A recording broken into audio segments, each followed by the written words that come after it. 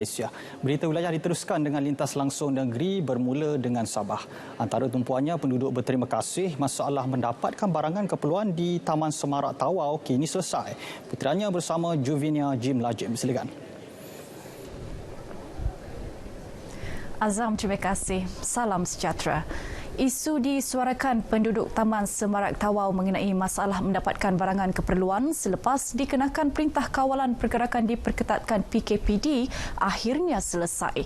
Langkah Pusat Kawalan Operasi Bencana PKOB Tawau memberi kelonggaran supaya kawasan PKPD Taman Semarak diperluas sehingga ke pasaraya di taman tersebut bagi memudahkan membeli barang keperluan disambut baik penduduk terlibat. Langkah lain juga telah diambil untuk memastikan penduduk terlibat merasa selesa termasuk menyalurkan bantuan bakul makanan. Penduduk yang ditemui melahirkan rasa syukur dan berterima kasih atas keprihatinan kerajaan membantu mereka. Apa yang telah diutarakan kami dalam demo itu, alhamdulillah pihak berkuasa dan pihak berwajib sudah mendengar keluh kesah rakyat dan telah diubah keadaan SJR untuk memasukkan kawasan deretan kedai yang ada di Semarak ini dijadikan kawasan lokaliti PKPD. Dan untuk penduduk Semarak, senang sudah untuk diorang membeli keperluan harian. Kita juga warga Semarak ini penduduk setempat mengucapkan banyak-banyak terima kasih di atas keputusan Jawatan Kuasa Kawalan Operasi Bencana Majlis Perbendaharaan Tawau yang telah melonggarkan syarat-syarat di kawasan PKPD, terutamanya di Taman Semarak. Kan? Oleh itu kami menyanjung tinggilah keputusan yang diberikan oleh Presiden Majlis Perbendaharaan Tawau. Saya Wakil Semarak Jaya, Komisi Pembetulan Semarak Jaya mengucapkan jutaan terima kasih kepada pihak berkuasa kerana ada sedikit kelonggaranlah supaya kami penduduk boleh membeli barang-barang keperluan. PKPD di Taman Semarak mula dilaksanakan sejak 26 Oktober lepas. Dalam mesyuarat PKOB baru-baru ini, kelonggaran diberikan kepada penduduk untuk berbelanja di pasar dan pasaraya Taman Semarak dari pukul 6 pagi hingga 6 petang. Bagaimanapun, hanya seorang dari setiap keluarga sahaja dibenarkan keluar berbelanja dalam satu-satu masa dan kad akses keluar akan diberikan kepada setiap rumah bagi tujuan pemantauan pergerakan. Penghantaran bekalan makanan daripada keluarga di luar pula dibenarkan terus ke pos kawalan dari 9 pagi hingga 2 petang setiap hari. Penjajah makanan basah dibenarkan masuk namun terlebih dahulu perlu menjalani ujian saringan. Seramai 1,995 pendatang asing tanpa izin parti telah diusir balik dalam operasi cegah parti OCP Laut di Tawau yang dilancarkan dari April hingga Oktober lalu. Ketua Staf Operasi Laut Kawasan Keselamatan Khas Pantai Timur Sabah Eskom, Laksma Hamid Muhammad Amin dalam satu kenyataan berkata, kesemua mereka ditahan semasa cuba memasuki daerah berkenaan melalui laluan tidak diwartakan di sekitar perairan Batu 1 hingga Batu 5, Jalan Apas. Tindakan mengusir atau mengarahkan mereka balik ke negara asal bertujuan mengekang dan memutuskan penularan wabak COVID-19 dalam kalangan parti. Menurut Laksma Hamid, kejayaan ini adalah hasil kerjasama dan sokongan semua agensi keselamatan di daerah tersebut. Eskom dengan kerjasama semua agensi penguatkuasa OCP Laut akan terus memperketat kawalan di sempadan perairan daerah itu, terutama kemasukan parti dari Pulau Sebatik Indonesia.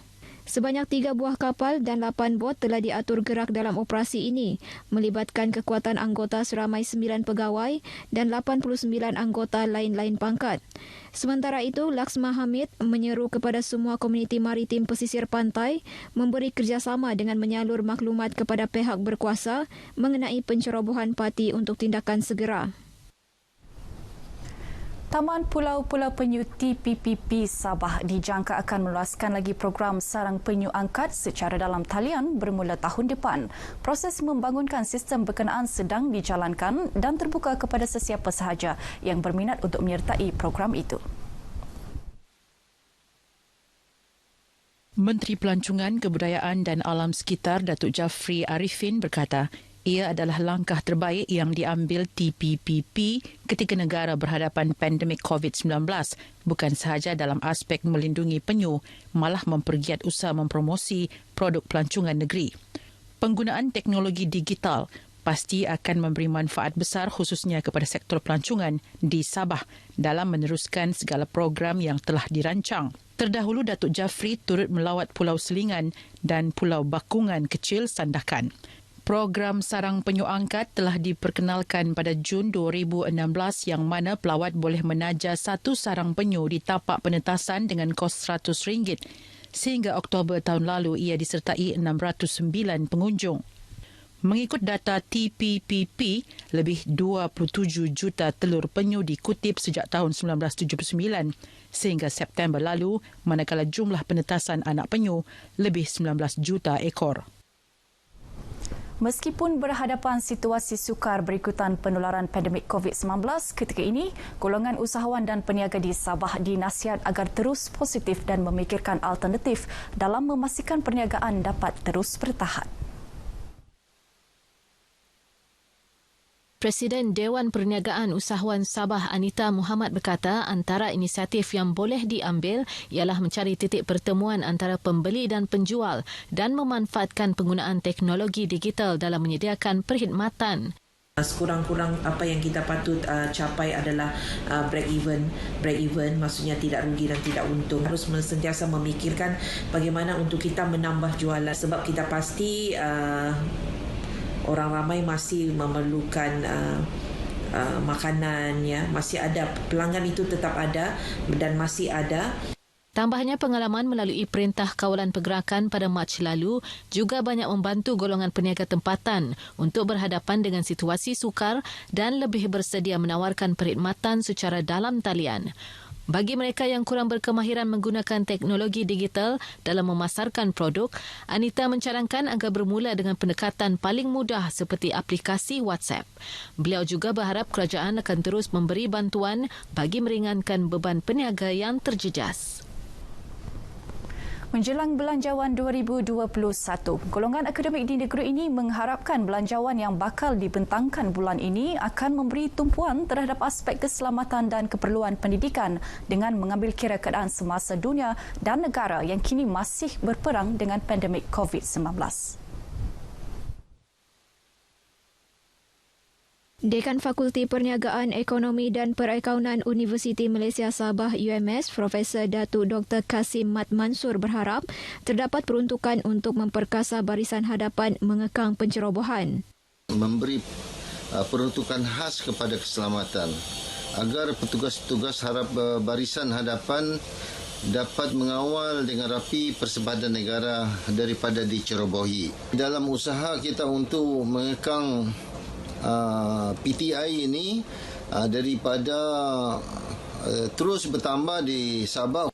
Sementara itu, Pensyarah Kanan Fakulti Sains Sosial dan Kemanusiaan UMS, Dr. Syahrudin Awang Ahmad pula berharap kerajaan dapat meningkatkan kualiti prasarana jaringan internet terutama di luar bandar.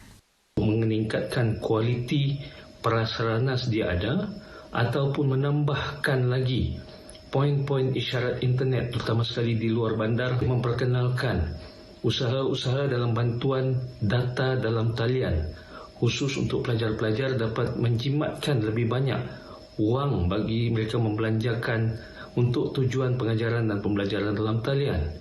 Belanjawan 2021 akan dibentangkan di Dewan Rakyat pada 6 November ini.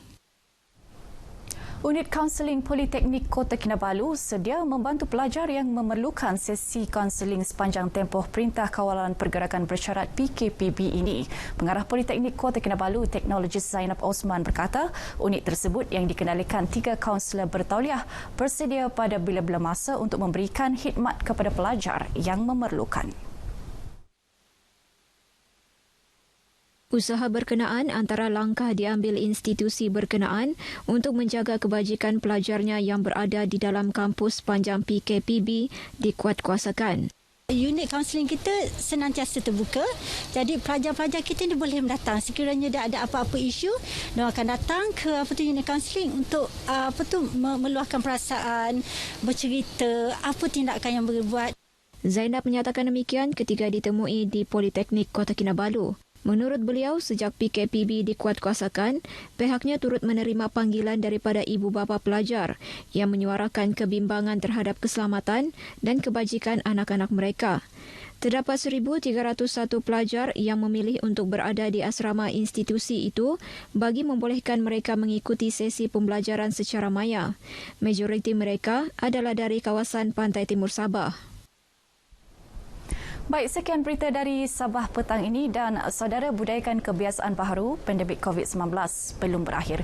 Dengan itu kita kembali semula bersama Azam di Angkasa Puri. Silakan. Ya, terima kasih Jovinia langsung dari Sabah. Saudara, bagi memberikan manfaat kepada